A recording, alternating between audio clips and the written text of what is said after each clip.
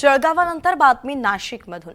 नाशिकमध्ये नामांकित बहुराष्ट्रीय कंपनीत महिलांवरती विनयभंग, लैंगिक आणि मानसिक अत्याचाराची गंभीर प्रकरणं उघडकीस आली आहेत आणि याच प्रकरणी धार्मिक भावना दुखावणं, बलात्कार आणि विनयभंग असे एकूण 9 गुन्हे दाखल करण्यात आले।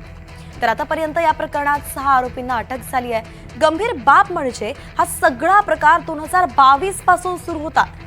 दरम्यान या सगळ्या प्रकाराची गंभीर दखल घेतली गेली आहे। सहाय्यक पोलीस आयुक्तांच्या नेतृत्वाखाली एसआयटी स्थापन झाली आहे। अटक केलेल्या आरोपींना आता 2 दिवसांची पोलीस कोठडीही सुनावण्यात आलेली आहे। मुंबई नगर टीसीएस ग्रुप कंपनी आहे, तिथे आरोपी आणि फिर्यादी हे कामाला होते। फिर्यादीचं असं म्हणणं आहे का 1-1.5 वर्षापूर्वी त्यांनी वाईट नजरेने बघितलं मला आणि मोडेस्टी ऑफ ए वुमेन जे म्हणतात असं लज्जा उत्पन्न असं नजरेने बघितलं, इशारा केले असं, त्यानुसार फिर्याद दाखल झाली होती 8 दिवसापूर्वी। त्या फिर्यादमध्ये अटक करून आरोपींना मेहरबान कोर्टात हजर केलं होतं। त्यामध्ये त्यांना जवळपास 6 दिवस पीसी भेटली होती।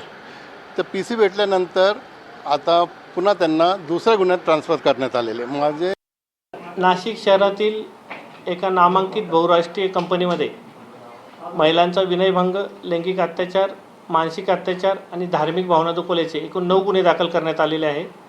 त्यामध्ये आत्तापर्यंत 6 आरोपींना अटक करण्यात आलेली असून गुन्ह्याचे गांभीर्य, व्याप्ती पाहता गुन्ह्याच्या तपासाकरता एसआयटी स्थापन करण्यात आलेली आहे। माननीय पोलीस आयुक्त श्री संदीप कर्णिक सर यांच्या आदेशान्वये एसआयटी स्थापन करण्यात आलेली असून पुढील तपास एसआयटी करत आहे।